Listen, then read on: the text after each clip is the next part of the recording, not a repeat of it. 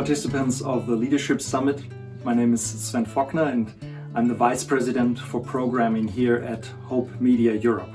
I'd like to welcome you to your conference. We are glad and honored that part of your program is being streamed from our studios here near Frankfurt, Germany today. I graduated from Andrews University in 2007 with a master's in religion, and my major was systematic theology. And back then I really didn't care a lot about leadership. I thought that a well-formulated theology on a solid philosophical foundation was the solution to all the churches and all the world's problems actually.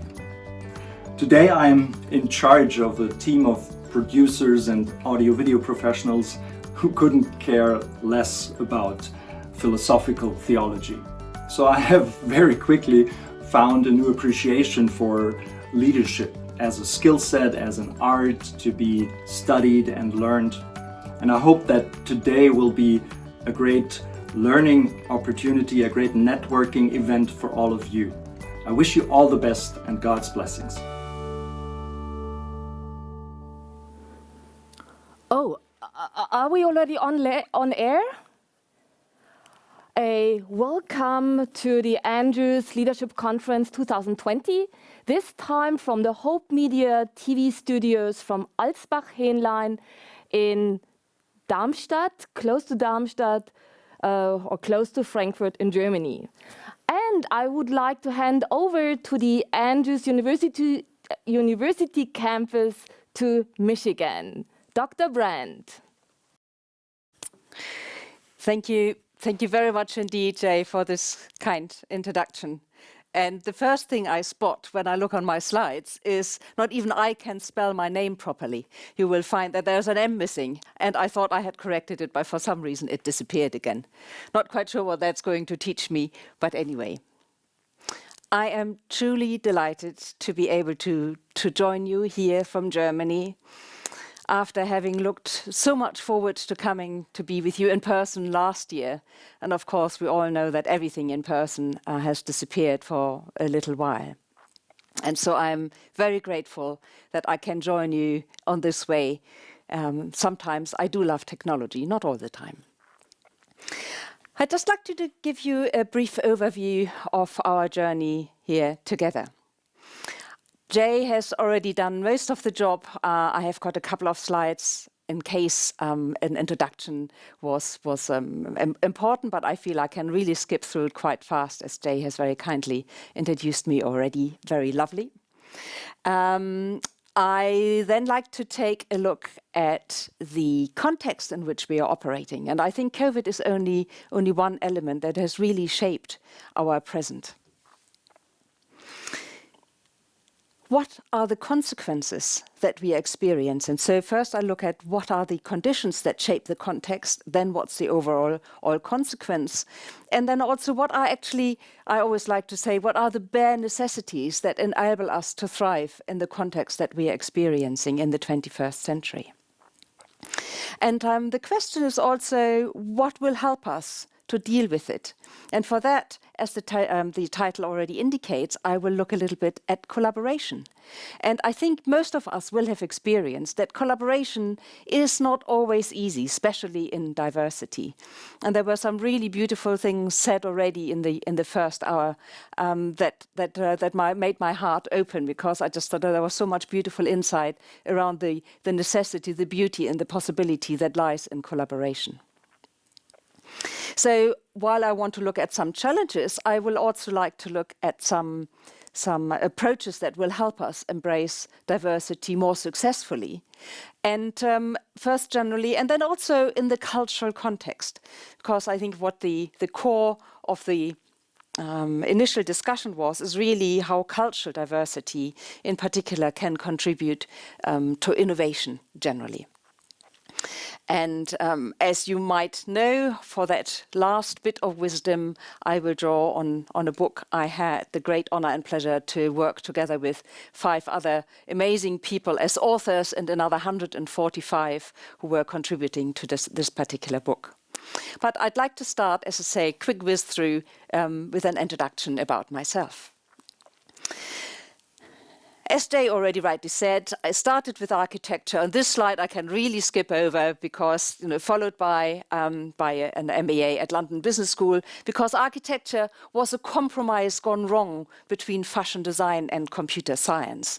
And another lesson I took from that first decision in my professional life is, if something is truly important to you, don't make a compromise.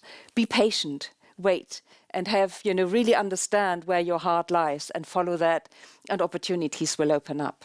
And so for me, the doorway into new opportunities was going to London Business School to do my MBA.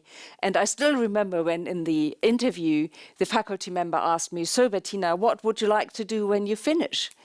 I just looked at him somewhat puzzled and said, "I will be learning so many new things. How can I possibly say what I will be what I want to do in 2 years' time?" And when I finished my MBA, it was yet another crisis in the economy, particularly affecting the creative industries, which is where my interest was, which meant that rather than doing something I didn't really want to do again, I decided to start working for myself. And that is fundamentally what I have done ever since. And so, in a way, I never quite consider my work because I really love what I am doing. And so it's generally the greatest pleasure. And there are a few administrative things that I never like, but I think, it's a small price to pay to spend most of my time with things I absolutely love. Realizing that it might not be enough that I love what I'm doing, I felt I probably should develop a deeper level of expertise, which is when I went back to London Business School to do my PhD. And following the PhD, I really got deeply into the topic of innovation. And with innovation, I associate, for me, innovation is all about people. And that's what I love so much about it. And I'll tell you a little bit more further down the line. And so in 2004, I set up my own company, the Innovation Leadership Forum, not to build an empire, but to have a more professional background for the initiative. I set up in 2004 Innovators Anonymous, which was a networking initiative for people in large corporations who were told, make our organization more innovative, and who very often didn't quite know on how they should go about it. And another passion of mine another thing I like about innovation is that over the year it has encouraged, if not forced me, to think about other topic areas. So, for example, actually diversity and collaboration was one of the first ones, leadership following very close behind. And about 10, 15 years ago, I came to the realization that there is so much hype around innovation, we ought to be a little bit more careful on how we think about innovation and why we want to innovate. And I started to talk about the dark side of innovation, because I believe there can be too much. There can be not the right kind, but that probably would be another presentation. But that was the reason that between October 2015 and the end of last year, I mostly volunteered for an organization called Caterva, which was all about identifying, evaluating, and accelerating disruptive, sustainable innovation, the kind of innovation that helps to make our world a better place, to make it more sustainable. Unfortunately, the company did not have a business model that was sustainable, which meant that I left the organization the beginning of this year when it would have gone back to volunteering, and I really couldn't do that. So that's a little overview of my professional journey, and I like to produce stuff. I'm actually much better at creating stuff than using it, so I've developed a tool for assessing innovation capability. I've got some picture cards that are actually quite relevant to what I'm talking about, because in the context of diversity, especially when we all speak language, we often assume that we share meaning. And very often when we come from different backgrounds, be they cultural or professional, we don't. When we use cards, when we use pictures, that often helps us to get deeper into what is just in our head normally, and helps us to share more of the meaning that we associate with certain words or certain things. And then I do love to write, I have to say, and as you know, sort of the presentation today is sort of forming around my latest book. But I think that's enough about me. What about the context that we are living in? In my view, there are 5 core influences that shape the conditions in which all of us operate in this 21st century. And the first one is, you can sort of describe, you might have heard the term VUCA. I think it is a term that's been used quite frequently nowadays. And just in case you don't, let me quickly explain what it means. VUCA stands for volatile, uncertain, complex, ambiguous. And so volatile means that for example, that the temperatures we're experiencing at the moment, at least here in Germany, they are going up and down like a yo-yo. It's impossible to predict, almost impossible to predict what the weather will be, at least sort of in a couple of weeks' time. Whereas in the certainly beginning of the last century, we would have had much more continuity. We had proper seasons, whereas now between hailing and raining and hot weather and whatever, it's all going up and down. So the fluctuation is the volatility part. The second part is the uncertainty. So we don't quite like uncertainty. We prefer to be able to predict things. We prefer to be able to know what the outcome will be when we are following a certain action. And of course, in today's world, that's becoming increasingly difficult. So the second aspect of the VUCA world is the uncertainty. The third one, as already mentioned, is complexity, and I'll come back to that one a little bit later. And finally, the last one is ambiguity. And I so wish I would be in the room with you now, because I'd like to ask you what you see. And maybe you can type it into the chat box. And Christiane, you can tell me what people say they see. So if you look at the last picture I just put up, what do you see? Just type it into the chat, and I'll rely on Christiane to tell me.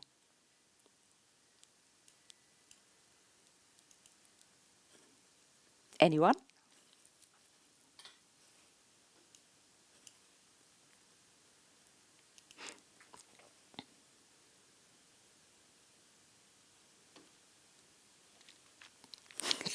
We are getting there. We are getting there. The tension rises. What do you see? Oh, I think I can see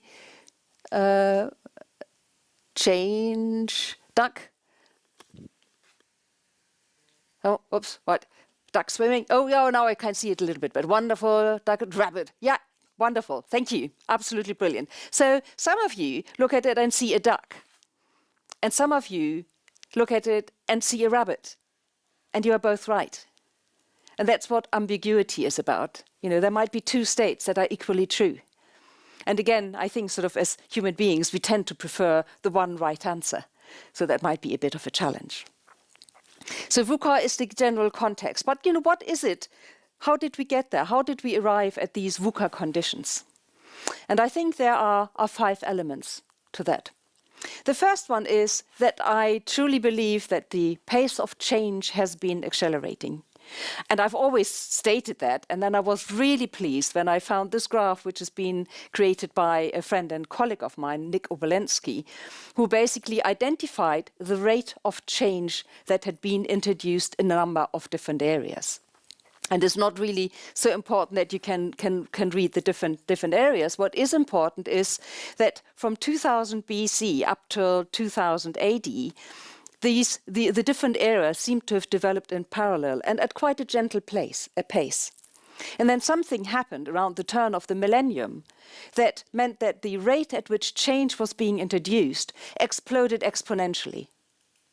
And again, if we were in the same room, I would ask you to call out, what is it that triggered this increased rate of change? And of course, it is the internet. And so if you just look at the growth of data over the years, I think this is very impressive, and that's just between 2020 and 2015. The bits of information that are out there have been exploding exponentially. The other thing that has happened is that at the same time, the speed in many areas has also increased dramatically. So you just remember when you were sending letters. Can you remember when you've last written a letter? You know, you would send it off, and then it would take some time to arrive, and it would take some time to reply. And, you know, 2 weeks later, you got the reply from the person that you'd written your letter to. And surely today, when you're sending off an email in the morning and the person hasn't replied in the afternoon, how many of you have received the request, "Did you not get my email? Why didn't you reply?" And so it is the increase in data and the increase in speed that is responsible for the accelerated rate at which change is being introduced. One point that I also really think is very, very interesting, especially in the context of leadership, and now I would like to draw your attention to one of the lines which is highlighted in red, and that is leadership assumptions. It's the way we think about leadership, the way we think leadership should be. And of course it has changed over time. But if we're looking what's been happening since the turn of the millennium, we can see, whereas everything else goes exponentially, assumptions about leadership merrily go a different path. And the question is that really possible? What happens if you have a system and the entire system changes direction and one aspect continues along the same path it has been before? There is a disconnect which needs to be addressed. And I am a great lover of classical music, particularly, the bigger and louder the orchestra, the better. And so, an illustration of the change in leadership that might be required in our times came from a musician. And if you are a lover of classical music too, you might know that this is Simon Rattle, who was long the conductor and director of the Berlin Philharmoniker, the big orchestra in Berlin here. And there is a very interesting movie about him and his work. And at one point in this movie, so they were rehearsing a particularly piece of music, and they'd been studying it for a while. And all of a sudden, Simon Rattle leaves his podium, walks off into the audience. It was a rehearsal, so there was no one else sitting there. But he was just walking through the empty rows and sat down there. And the orchestra continued playing beautifully. And so for me, that is a huge shift in how we think about the conductor, about the leader. Whereas in the past, everyone was glued to the leader and conducting, and the leader wanted to be in control and was in control, and if someone wasn't performing, there would be hell to pay. In the new leadership model, the role of the leader is to paint the vision, to create the destiny where everyone should, or towards which everyone should venture. And then trust the followers to understand the vision, to have the skill set, and to have the courage to follow that vision, so he or she can withdraw. So that is a very different kind of leadership than the one that we have experienced certainly in the beginning of the last century. So acceleration of change is the first big impact. And so one question for me that arises from this insight is, how can we stop being overwhelmed by the constant change? Because this constant change can also be quite threatening. We can get lost in it quite easily. And so how can we build resilience by experiencing change on such an ongoing basis? The second point is quite closely connected to the first one. And I'll just go a little bit more detail into the two aspects I've already mentioned. Because the connectivity, which of course is facilitated by the internet, is the second driver of the conditions. You have done really hard work to get your degree at Andrews University. I'm not quite sure exactly when you have all been doing your studying, but how many of you spend days and days and days in the library going through the books on the shelf, ordering articles in? That's certainly what I did when I did my PhD back in the 90s, waiting for weeks for the article to come in from somewhere. Today we just go online and Google. And I still remember when I was on an event around design management, and there were several bright young sparks who were presenting their research, and they said, "It is really strange, there was not much research into design and design management before the year 2000. And I just thought, really guys, it is the year 2000 that everything started to become online. But I happen to know there is lots of research just not available online that is from the 50s, 60s, 70s and 80s. So connectivity has made it much easier to access information, but it doesn't mean that there isn't information that might be a little bit older. And that is also worthwhile looking at. But so what are the consequences of this increased connectivity? And again, sort of, I've mentioned it a little bit already. The first one is that we have increased access to information. If I want to understand on how to disassemble a car, I can Google it online. If I want to understand on what kind of different dishes I can make with a fennel or with broccoli, I get dozens and dozens and hundreds of recipes with a couple of keystrokes. So the information that we might want, most of it will be available online, which is fantastic, because if we have got access to information, that increases transparency. So we are, I always also like to say it's much more difficult to hide. If you're doing something that is not right or not proper, the fact that, someone might have recorded it and can show the video or something like that is quite high. If we want to find out whether a company is behaving ethically, we probably find information about that online. Of course, we also have fake news, but that's sort of another matter and another discussion. So that's really brilliant. Which is also brilliant is that it increases our awareness. And I always like to say, sort of 10, 15 years ago, going into a supermarket at Christmas time and finding strawberries, my heart would leap with joy because I love strawberries. Today, I know that in order to get the strawberries into the shop at Christmas time, they will have grown on a faraway place and had to be flown in so that I can enjoy them, of course, leaving a huge environmental footprint. So with all this information and the transparency also comes the ability to increase our awareness, the awareness of the consequences of our choices and our actions. So again, brilliant. What throws a little bit of a spanner into the work is the second consequence of all that access or that connectivity. And that is that the speed at which things happen has increased absolutely dramatically. And strangely enough, even though we've got access to almost any information we might want, very often at the moment where we have to make a decision, we do not have all the information that we would need to make the best possible decision.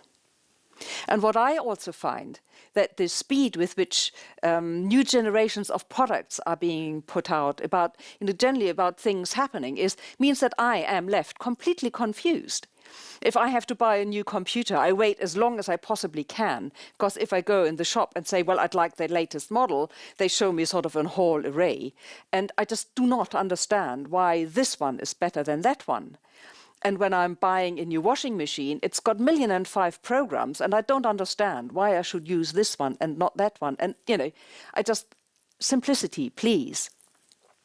But that is a second condition. This connectivity with all the consequences is another condition that shapes the current context. And so the question here for me is, how can we prevent getting lost in that limitless connectivity? And how can we use that connectivity and draw on it to help us solve the wicked problems that we are facing today? And I'm not sure whether you are familiar with the term wicked problems. Wicked problems are the ones for which there does not seem to be an obvious answer. We might only get one shot at it. And so many of the challenges that we are facing today, I really believe, are wicked problems. And so maybe this connectivity can help us to solve and address these. A third aspect is what I like to call convergence. And again, if we were in the room, I would ask you to raise your hand if you've got a smartphone. And I assume that most of you might have. And if you then just think about what kind of functionality does the smartphone offer you? What are, if you just think, if you imagine yourself using the products or services that are integrated in the small device, and have them separately, line them up. Just imagine all the things that you would pile up on your desk, from a radio to a television to a movie theater to a library to you just name it. It's limitless. And all these things that were previously separate companies, separate industries, they've all come together in this one device. And this convergence, this disappearance of boundaries, as I also like to describe it, is not only happening around products, it's also happening with services. For example, in the UK, where I've lived the past 31 years, if you go to a supermarket, you just only, yes, you buy your food and you also buy clothes and you buy electrical goods and you buy your insurance companies and your credit. So also in all these areas, the boundaries that help us understand and that help us navigate are starting to disappear.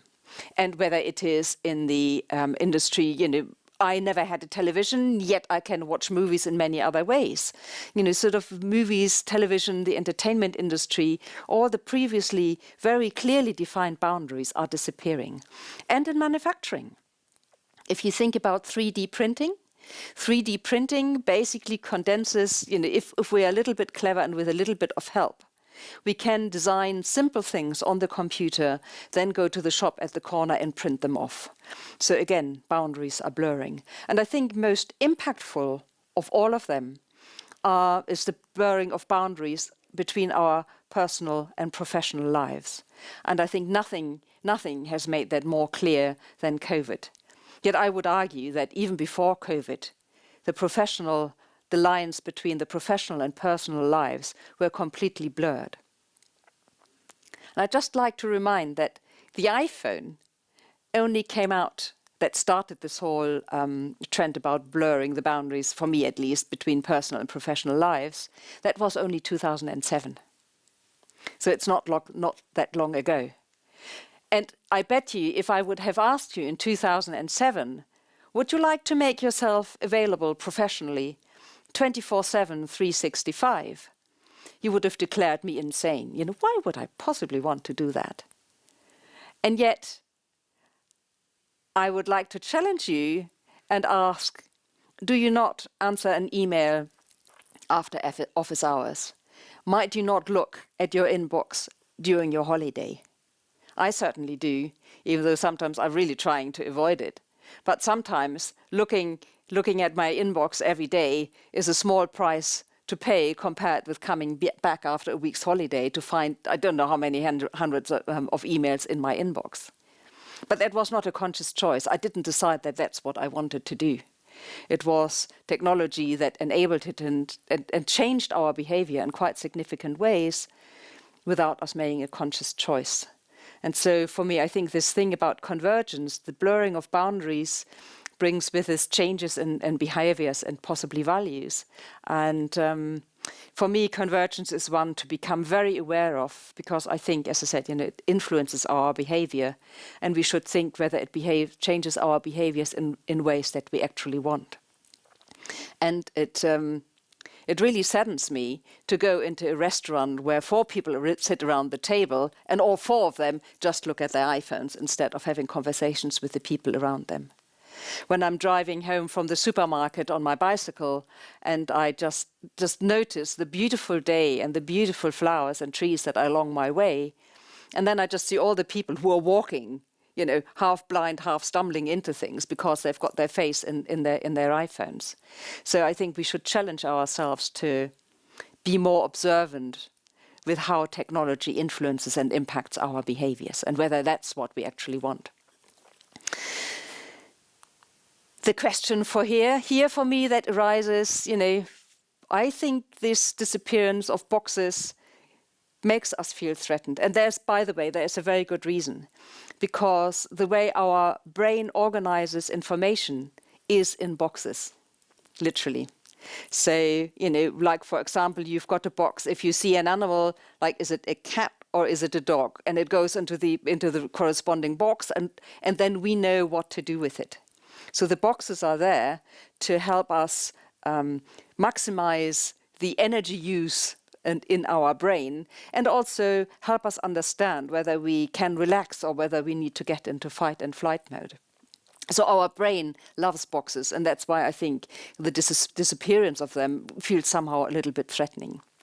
But so how can we stop seeing that as a threat, and what opportunities lie in the fact that things are coming together?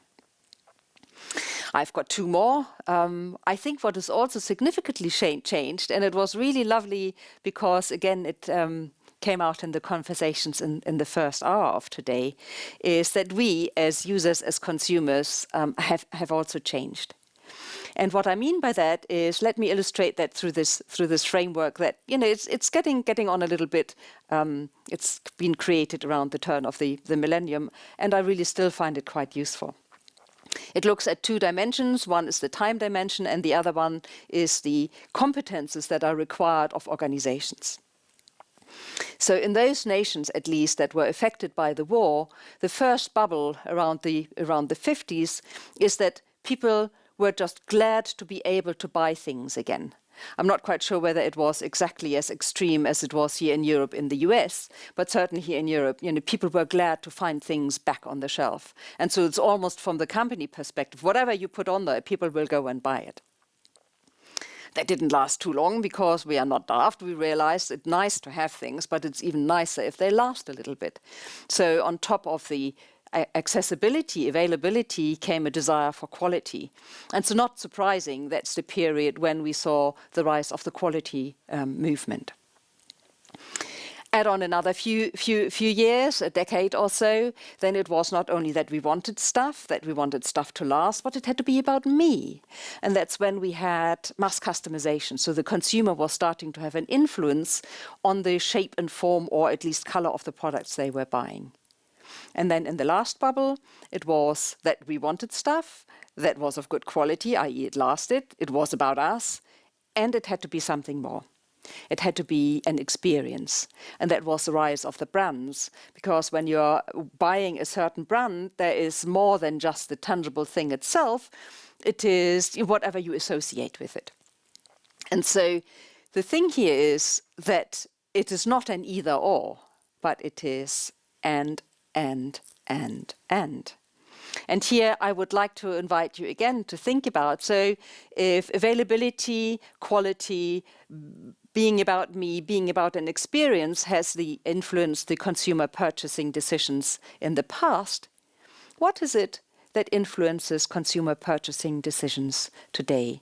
And again, I would love to invite you just to drop a couple of things into the chat.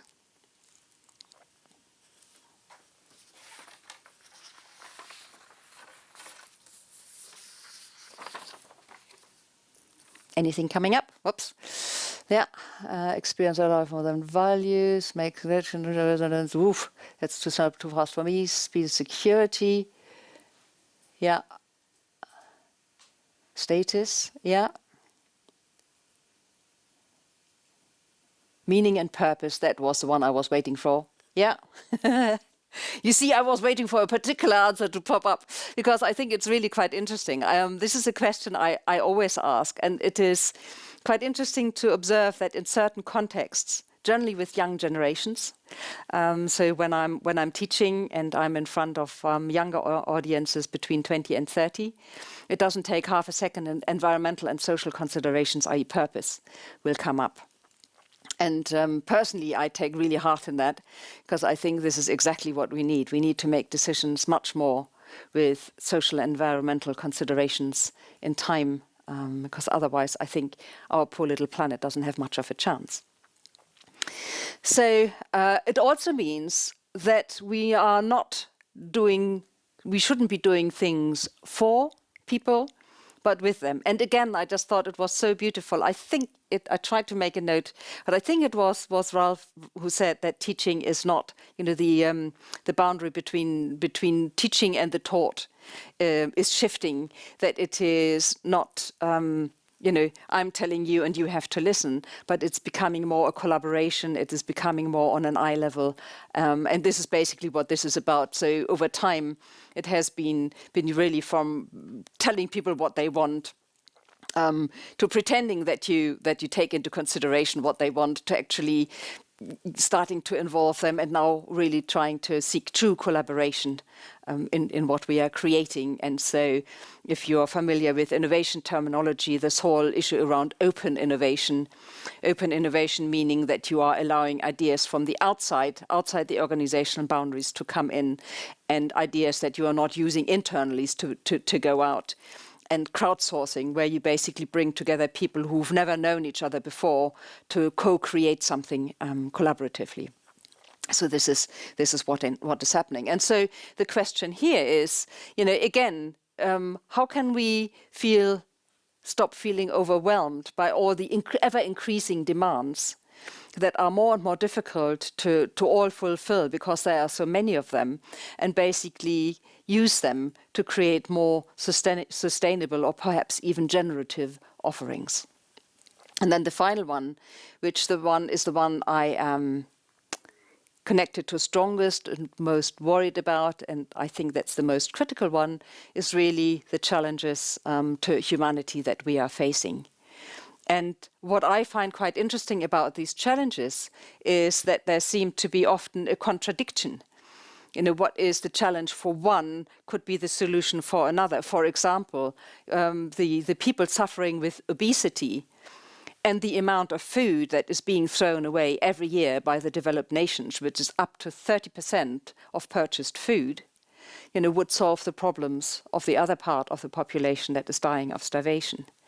And so these huge challenges that we are facing, and actually my deep belief is that what we are experiencing at the moment, the coronavirus, is a consequence of all that we have done to damage nature, of all that we have done to disregard, of all that we have done to poison and pollute. Well, basically, we've polluted the air, the soil, and the water.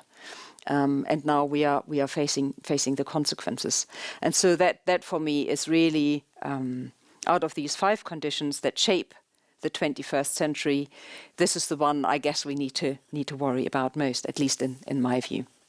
And of course, one of the reasons that has happened is, I'm not quite sure how many of you might be familiar with this graph by the WWF, World Wildlife Foundation, where they looked at the resource consumption at the country level and the human development index, i.e. how well people live in that country in terms of education, in terms of health. And what you can see here is each of the blobs you can see on the graph represents a country according to its size. And now let me see whether that thing works here. Any guess which country that might be? Anyone wants to have a quick guess?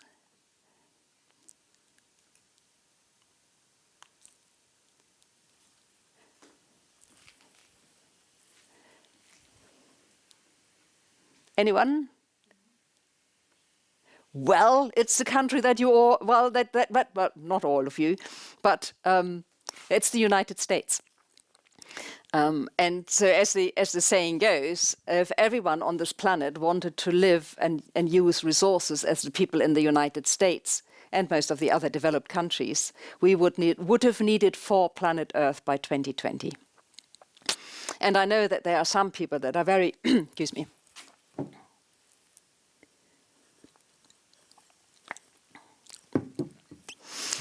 I know that there are some people who are very keen to start a colony on Mars, which is something I can't quite understand. If I look at the desert-like nature of that planet, and if I look at the beauty that our planet has to offer, I can't quite get why we should all move to Mars and desert our beautiful planet. But hey ho.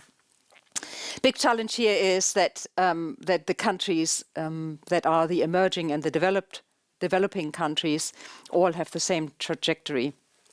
Everyone wants to have more stuff, which means consumption of more resources. And the only place that is sustainable, and actually I'm not quite sure whether you can actually see it, not quite sure whether you can see my marker, but there's the green little rectangle in the bottom left space of the graph.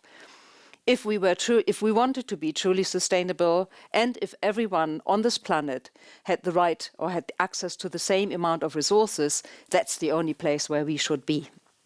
And of course, not a single country is in there. So definitely a huge challenge. Unfortunately, we have got a framework for shared understanding, the 17 Sustainable Development Goals that give us a shared language so that we can talk about it. And we have these concepts that say that the 3P, people, profit, planet, where we are saying, yes, of course, we do need to have profit, but the profit cannot be at the expense of the people or at the planet. And a very dear friend of mine, Dr. Dorothea Ernst, she said, well, that's all very well, but think about what is the only thing that we can really influence, where we really can have an impact. And, you know, profit, people and planet are quite tricky because they are so big. But one thing we certainly do have an impact and an influence is ourselves, the person. And so it is an invitation to all of us to think about how sustainable we are in our decision-making and in our actions. And maybe for that reason, I should be grateful that I have not flown to the United States and am here, even though I still have a little bit of a problem because I so love to be with people rather than looking at a very lovely camera here in front of me. The question here then is, again, about, you know, how can we avoid feeling threatened by these immense challenges? And what can we do to proactively and speedily start to address them?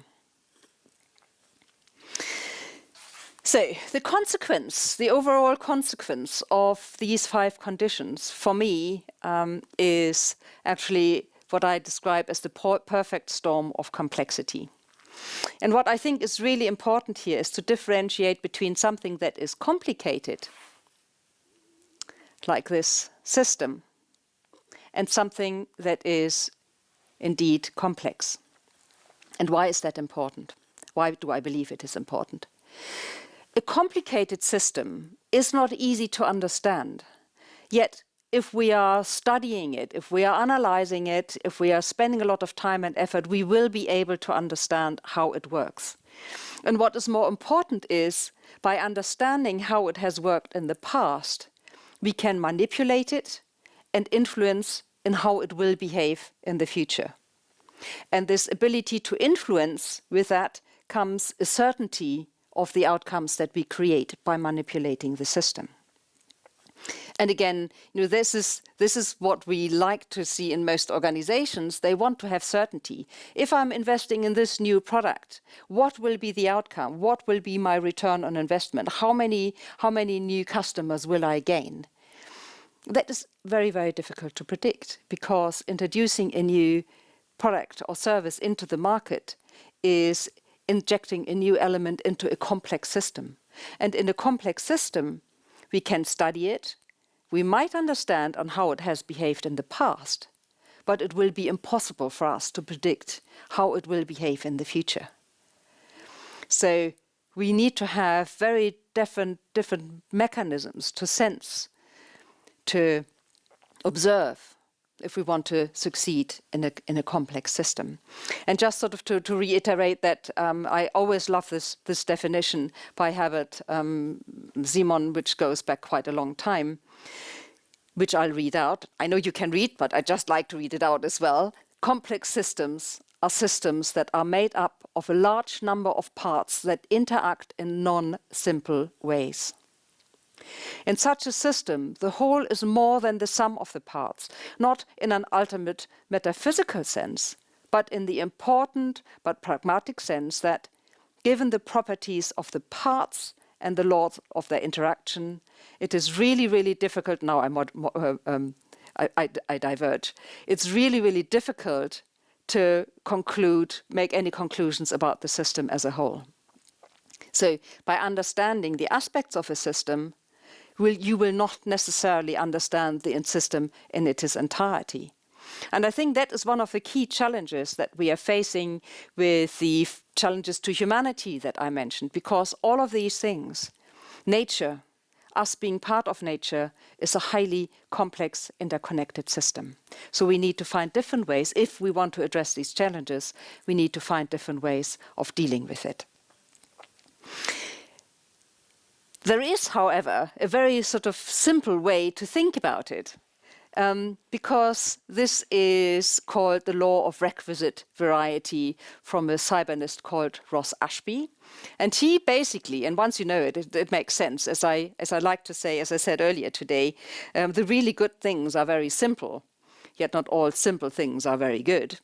And so this framework basically says that if you want to find the most appropriate response to a problem, your response should match the complexity, the challenge, the requirements of the task. Because if you have something that is of high complexity, and the complexity of the response, so you are creating a multidisciplinary large team to deal with a small incremental improvement, that's complete overkill. You're wasting your resources. At the same time, when you have a task that is really complex, such as dealing with the challenges to humanity, and you just ask sort of one small group of individuals to try to solve it, you will never solve the problem because you have not the necessary input, the necessary skills, the knowledge that needs to come together in order to solve something that is highly complex. So, of course, there are some suggestions on how we can better embrace the conditions of the 21st century. And this is where we are starting to get a little bit closer to the title of this presentation. So, as I like to say, the bare necessities, and I hope that many of you will recognize the reference to the lovely song, "The Bare Necessities" from the Jungle Book by Kipling. So, for me, the bare necessities, the really important things of the 21st century, and there are three. The first of them is to really understand that we need to learn to do things concurrently. So if in the past, the rate of change, that's where it comes back to, if in the past the rate of change was such that it was quite gentle, and wherever you were on that curve, it looked like it was linear. This is why forecasting and linear prediction models worked quite well in the last century. However, with the speed at which change is being introduced today, that is no longer the case. And wherever you are on the curve, it is impossible to assume that you can have linear prediction and get the right answer. So that is the first one. And I'm not quite sure in which kind of industries you operate and what your professional backgrounds are, other than your interest and focus in leadership. But for me, that is one of the reasons why, and by the way, everything I'm saying has some kind of innovation background, because that's sort of the field I'm coming from. So if 50 years ago we would have the development of new things where one department started and then was passed on to the next and the next and the next, we can no longer afford to do that. And that's why we are having approaches like Scrum and Agile that help us speed up the process, and not least speed it up by bringing people together. And that is the key necessity number 2, collaboration. If you want to succeed with doing things concurrently, you no longer can pass the buck on to someone else. You have to bring everyone together and get everyone's input from the word get-go so that you can speed up the whole process. And very often that is a little bit tricky to achieve. However, we can learn from design management, and many of you might be familiar with design thinking. And design thinking, this is the process developed by the Stanford D School. Design thinking, for me at least, is one of the key elements of it is the bringing together of people of different perspective, of different opinions right at the outset of something. Rather, I still remember the debates from the 90s about using designers or not using designers, where designers were generally about making things look pretty and were used right at the end of a development process. And then the argument was, well, design is too expensive to use. But I'd like to raise the question that if you have a person who is really creative and has lots of ideas on how to improve things, if you ask them right at the end of a journey to make things look pretty, of course they will have all sorts of ideas and suggestions on how you can improve things, which means you have to go right back to the beginning. And if you do that, then it's really expensive. So if you follow the design thinking journey, the design thinking process, on the other hand, it is the invitation of bring everyone on board, everyone who is affected, everyone who's got a view to share at the outset. And by the way, that doesn't mean that you have to work in all of these different viewpoints. The important thing is to be aware of them and then make a decision, a deliberate decision on which ones to take on board and which ones to ignore. And so then final thought on design is those organizations that use design thinking actually have been outperforming those who have not by a huge margin. I can never resist doing a little bit of an advertisement for design and design thinking. And so that then leaves the third necessity of the 21st century, and not surprising, it is innovation. Without changing the way we are doing things, without finding new ways of doing things, of doing new things, we will never be able to create a planet that is truly sustainable.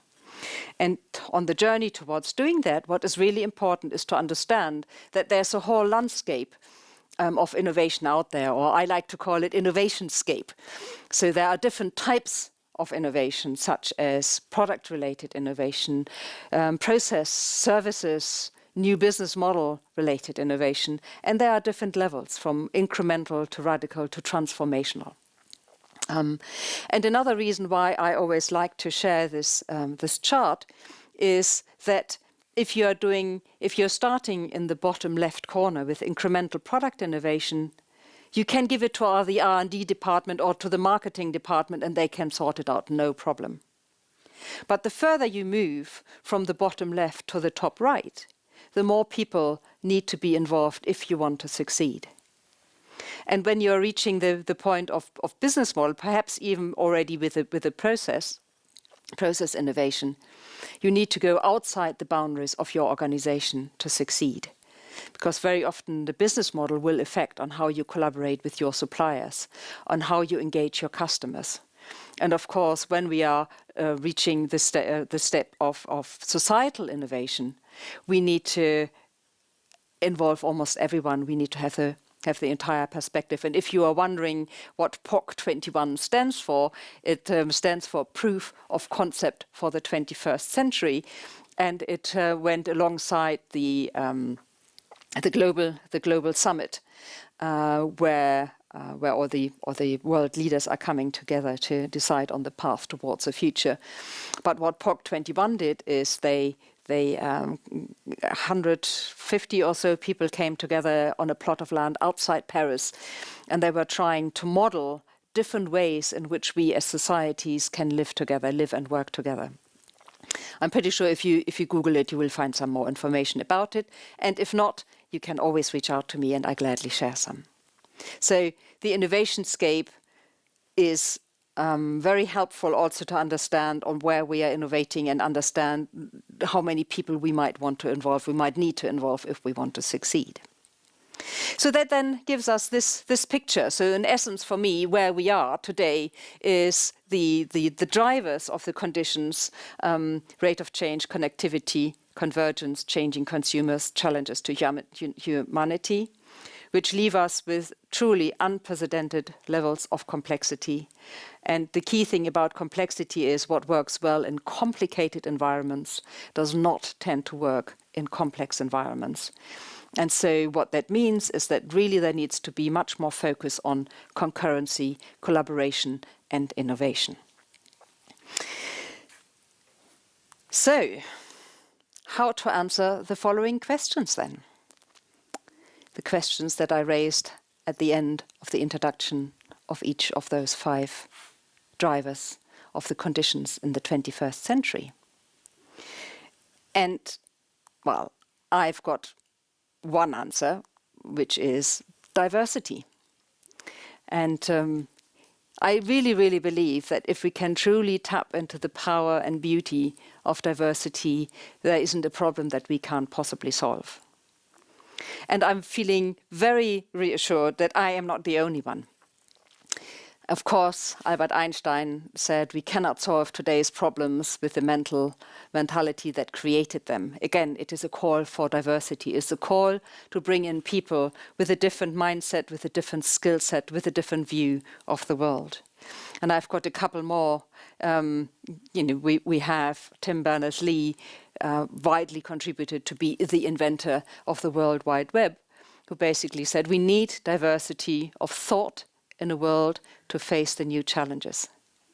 Without the diversity, we will not be able to address them.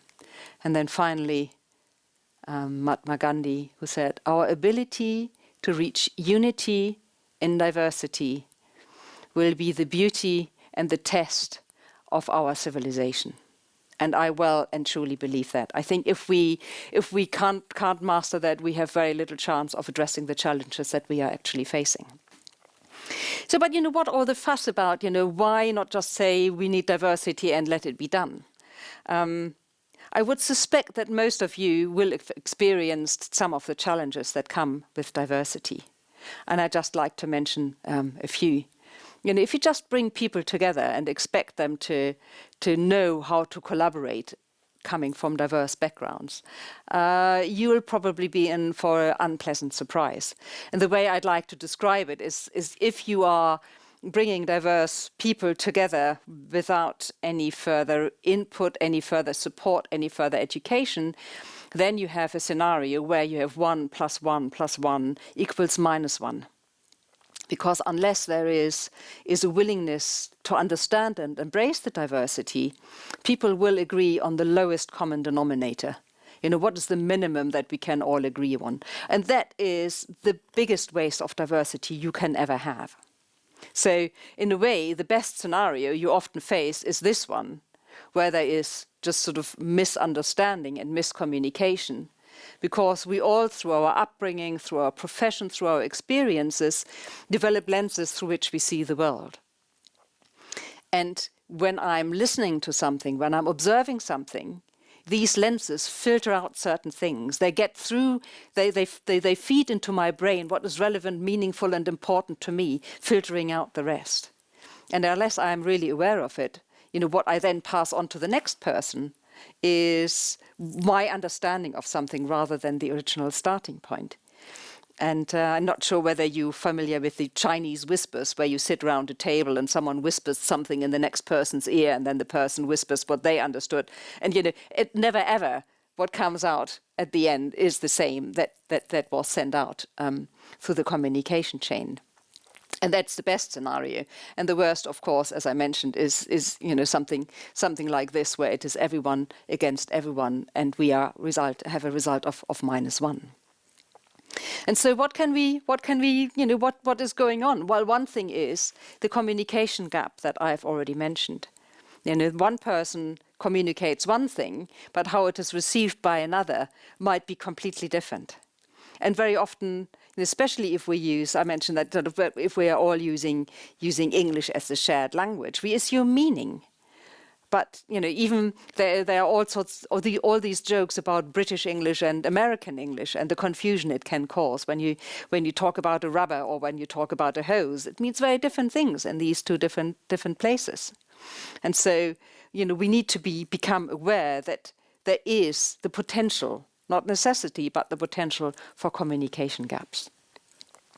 And also that I think one of the most, I always like to say, assumptions are the world's most dangerous things. Because very, very often we assume what, I know this to be true, or, the blind spots that were mentioned so beautifully by Karen earlier. And, so the assumptions and prejudices that we have are some of the biggest obstacles to reaping the true benefits of diversity. And so if we want to thrive in diversity, what can we do? And collaboration, in my view, requires thinking about two aspects. The first one is a rational component. If I want people to collaborate, are there benefits? Is there something in it for each of them? What is the reason? Is there a rationale? How does it help them? And the second one, in my view, actually even more important, is the emotional component. How do I feel and think about the people with whom I'm asked to collaborate? Do I respect them? Do I like them? Do I appreciate them? Or do I have my assumptions and prejudices and therefore, couldn't care less about who they are? And if you look at these two components and then think about, what are the consequences if the rational factor is either, one-sided or if it is benefit for all, or whether people actually respect and appreciate each other or they don't, is, I think, everyone probably agrees, if you don't respect and appreciate the people and you can't see what's in it for you, you basically just don't collaborate. You're trying to get away with the minimum, doing as little as possible. It is slightly better if there are benefits for both parties involved. But I still would argue that, maybe you get, if the first is 1 + 1 + 1 is -1, then the second box is possibly 1 + 1 + 1, 1 if you are lucky, or maybe even 2 or 3. But I think if you are, even if there's not something in it for each of them, just think about if you really like someone. You don't necessarily ask the question, what's in it for me? If you like, if you respect, if you appreciate someone, very often we are just glad to help. So I think that is a much better starting point. And then finally, if we really want to address the challenges that we are facing, then we need to have a starting point where there is benefits for everyone and where we find ways to create an appreciation and respect and understanding for each other. I think that is really, really important. And there, of course, are many ways that help us get this improved understanding and appreciation. I have already mentioned visual aspects, and this is the lovely story of BMW, where the engineers years and years and years back came to the board and said, I think we should really build a, now what's it called in the States? Is it a hatchback, a state wagon? What's the word for basically one of those boxy cars, which is not, the normal car. That picture, a car like that. And when the board first heard about the idea, they just said, this is ridiculous. We are a car company known for sports cars. We can't build those funny boxes. That's just doesn't go with our brand, with our image. However, the engineers believed in this, and so what they did is they took a BMW and cut it off after the front seats. And then they got a competitor model and also cut it off after the front seat, and they welded the two together. And then they rolled the whole thing into the boardroom. And by showing it to them, by demonstrating what it would look like, what it could look like, they were able to convince. So if we are trying to communicate with people who might be on a different page from us, who might have a different understanding, by using visuals, it gives us something to talk around that helps us to create a shared understanding. And the other thing that is also really quite beautiful, by using, whether you use Lego to build the service experience, or whether you use these cards to describe your company culture, by using visuals and by using images, the beauty is, it's, as I like to say, it's once removed. So it is not about, so much about you personal, but it's once removed, and therefore it's much easier to talk about difficult things, to talk about differing viewpoints, because it becomes less personal. Also visual scribing, for example, is another way to try to capture and create shared understanding. And at least in my experience, if I've got a visual scribe who captures what's been going on in a discussion, I can remember much better what it was about than I'm trying to decipher my own notes. So visual representations are hugely beneficial when communicating, particularly in diverse context. So these are some general things, and I really, really love this quote from Henry David Thoreau, who says, "If a man does not keep pace with his companions, perhaps it is because he hears a different drummer. Let him step to the music he hears, however measured or far away."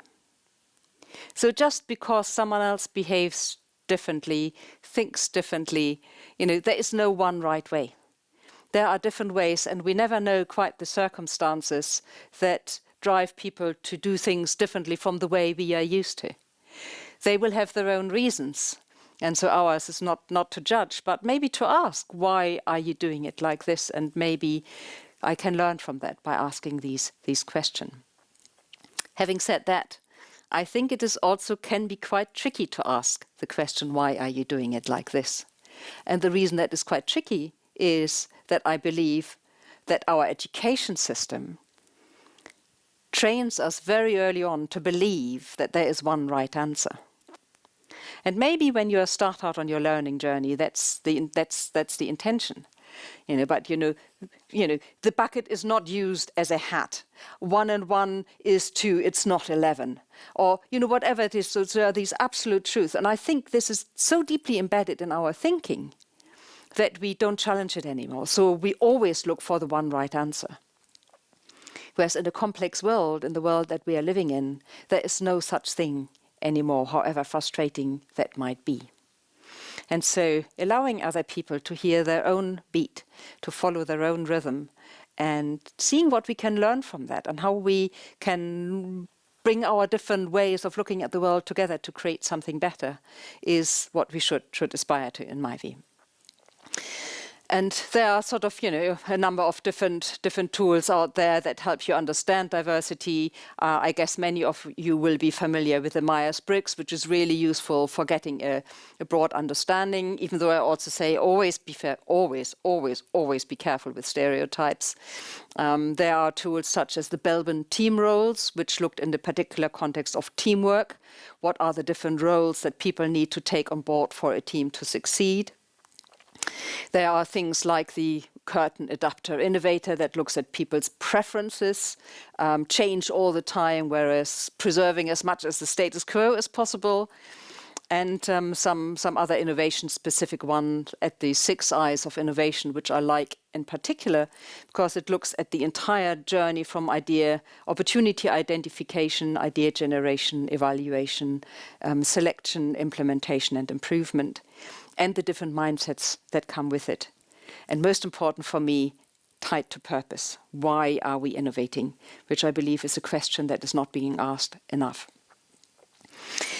So, some thoughts on the challenges of working in diversity, some thoughts on how we might start to address them.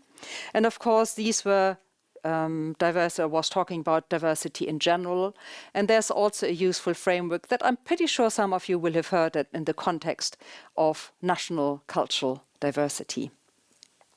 And that is the work of Geert Hofstede, who back, I think it was in the 70s, did a very intensive, huge study to help understand along which lines national cultures might differ. And he defined national culture as ways of thinking shared by people from a particular part of the world. So that's, certain beliefs that are being held true, certain ways of acting, certain values that are acceptable or not. And from his initial study, he identified 4 aspects. And these 4 aspects were to look at the power distance index, as he calls it. And what it means is, how much do you accept that power is distributed unevenly? So there are those who have the power, and of course it is the right that they have a power. I completely understand. It's completely okay that there's a difference in different degree to which people hold power. The second one is the individual versus collectivism. So how much is it okay to just think about me, and how much do I really how much should I think more about the community, about the team, about the family, or even about the nation? The second dimension. The third dimension is masculinity versus femininity. Sort of what are the values? And I'm never quite happy with the way that dimension is captured, because I believe all of us have both male qualities and female qualities. It's just which ones we allow to come to the fore more, and how respectful we are of those qualities in others. And then the final of the original one was understanding uncertainty avoidance. To what degree are we comfortable with uncertainty? Do we always need to know the answer before we set out, or are we happy just to go into the fog and see what emerges on our journey? And the two that were added later on are the long-term versus short-term orientation, and the indulgence versus restraint, i.e. how much am I allowed to use up all the resources that I want, or how much is that really not acceptable to be very indulgent with my own wants and needs. And these last two were added in 91 and 2010 respectively. And just sort of, it's this really, I'm introducing it to create awareness for this instrument, and also to share a couple of graphs. So, for example, if we are looking at the United States, in the United States, power distance, a score of 40, it's always between 0 and 100. And so a score of 40 means that it is not very acceptable, or on the side of less is acceptable, that the power distribution is unequal. If we're looking at individualism, the United States are right there at the top. So it is quite okay to be highly individualistic and think less about the team, the group, the nation. And don't throw tomatoes at me. It's based on research. It's not my conclusions for this one. It's quite a masculine culture. With the uncertainty avoidance, it's sort of neither here nor there. And in terms of long-term, short-term orientation, I think it is generally widely said that the United States is tending more towards a short-term orientation. And it's quite okay to be indulgent. So the reason I'm showing that is then to contrast it with other countries. So for example, looking at this one, I would expect that people from the UK and from the United States work fairly well together, because their values are quite shared, except that the UK is supposed to be more long-term oriented, which I don't quite believe. But hey ho, I said before, it's not my conclusions, it's the data that is telling this. So I would expect people from those two nations to work together reasonably well. However, if I then look at the United States, Canada, and Mexico, we find that there are much more discrepancies between the core values, what is accepted, what's appreciated, what's respected between these three countries. And so if I want to work in a team with different nationalities, if I'm aware, I shouldn't assume that the people have a very high indulgence level and are not long-term oriented. But I might want to be careful in how I approach things that are addressing these issues. And I think I've got a couple more, just further examples in touch, comparing China and India. So there are some areas around the masculinity they are fairly aligned, but again, in terms of indulgence, in terms of long-term orientation, in terms of individualism, they vary highly. And to understand that when I'm working in a team, when I'm working with other people, can be really quite helpful. Because for me, it is not about changing anything. That's definitely not the point. It's not about making everyone the same. Then we would lose the value and beauty of diversity. But it is about creating an understanding and appreciation and a respect for different viewpoints and different outlooks on the world. And so you might wonder, can we use these insights to create the ideal team for innovation? Maybe there is one. We would look to put someone together who are, sort of fairly open, happy with uncertainty, have a longer-term perspective, have a good balance between masculine and feminine, as well as between individualism and collectivism. So you might also want to figure out, if you've got a team, maybe you can put together the innovation dream team by looking at national cultural aspects. So these were the two aspects of how to work diversity, how to better embrace diversity, generally as well as the national level. And sort of my last 10 minutes or so, I just like to spend on sharing some insights from my latest book, which was the brainchild, the idea of my absolutely wonderful and amazing friend, Meltem Etcheberry.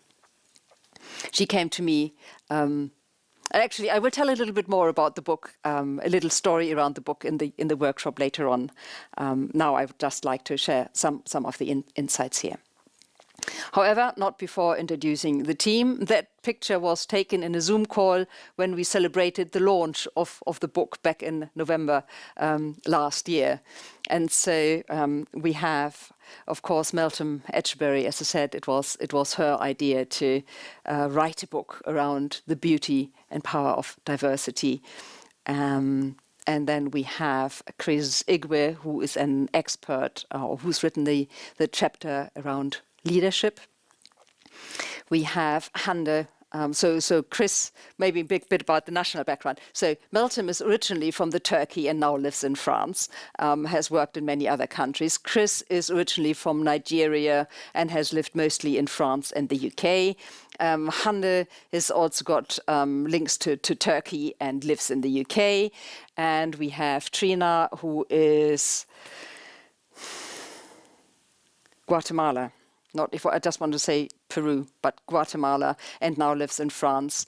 And we have Maria, who originates from Russia and also lives in France. And of course, myself, living in the UK at the time. So that's the author team.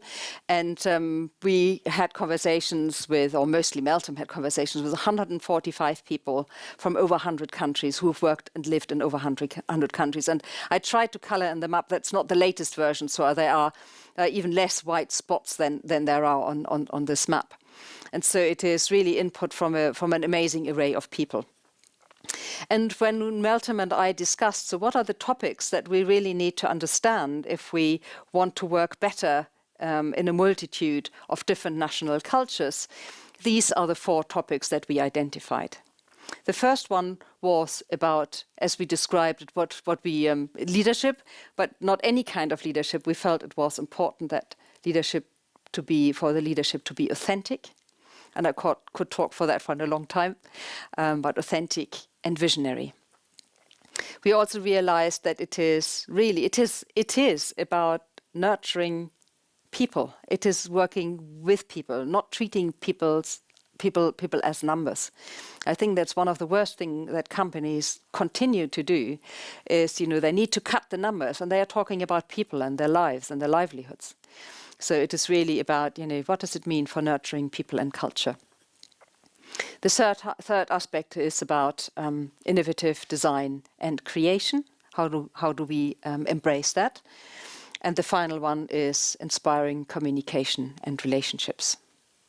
And so a very brief overview of what the conversations plus the insights of all the authors revealed as helpful in the context of, now come the secrets of working across 5 continents, the essence of them.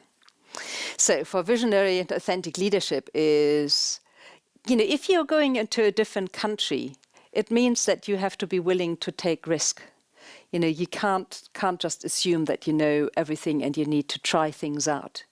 And you need to be authentic. If you're not authentic, you make it even more difficult for people to understand who you are and what you stand for. So as a leader, the more you can be authentic, the easier it is for people to engage with you because they know what you stand for.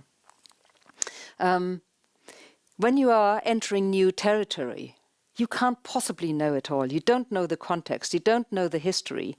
So you really need to be open to feedback. You need to welcome feedback and not perceive it as criticism. Perceive it as an opportunity. You have to have a clear vision. If you want to bring others on board, if you want to guide others as a leader, you need to have a clear picture that they can understand and engage with. They need to understand what it means for them. It's no good having a vision that no one understands how to relate to in their daily work. And it is important to have high levels of emotional intelligence and to be really empathetic. Because I think this is really trying to see it from their perspective rather than just coming with your own. So I think these ones are probably the 5 most important ones, and then there are sort of, the other ones. And where you can find them is actually in the self-assessment questions that are at the end of each chapter in the book. So, of course, it helps to be interested in different languages and learning languages, to be inspirational, and to see working abroad not as a punishment but as an opportunity. It helps to empower others, and it helps to be confident, because you are getting into a context that can be quite intimidating. The second set of secrets around nurturing people and culture. If you want to work successfully with other peoples, just be sensitive to their own cultural background. Don't make assumptions that what holds true in your own culture is equally valid in another. And it really helps to do a deep dive into the culture, immerse yourself, walk around the markets, talk to people, be part of the scene, rather than sitting in an ivory tower making decisions remote from everyone else who might suffer the consequences. And it also, at the same time, it's important to remain confident, so not lose who you are. So actually, you will also find that all 4 areas are somehow connected. So that, for me, connects with the authenticity. You know who you are, and be confident in that. Without being arrogant, we've talked about the benefits or the need to be humble in the context of leadership already today. And if there is a conflict, again, you can't possibly know where the other people are coming from, what makes them, what has triggered the conflict, what has led to the situation, unless you really talk to them individually, so each of them can tell their story, rather than being sort of, pushed by the masses, or the quiet ones don't get a word and the loud ones are the only ones whose opinion is being heard. And then finally, if you are working in an interdisciplinary team or an intercultural team, each of them will come with their own culture. And again, here, there are a handful more. Particularly interesting, being German, is different attitudes towards time and punctuality. If you are the one sending people abroad, prepare whoever is going abroad, give them some cultural insights, let them work alongside someone from that particular culture, give them language lessons, prepare them in some shape or form, so that they have got a softer landing when they get there.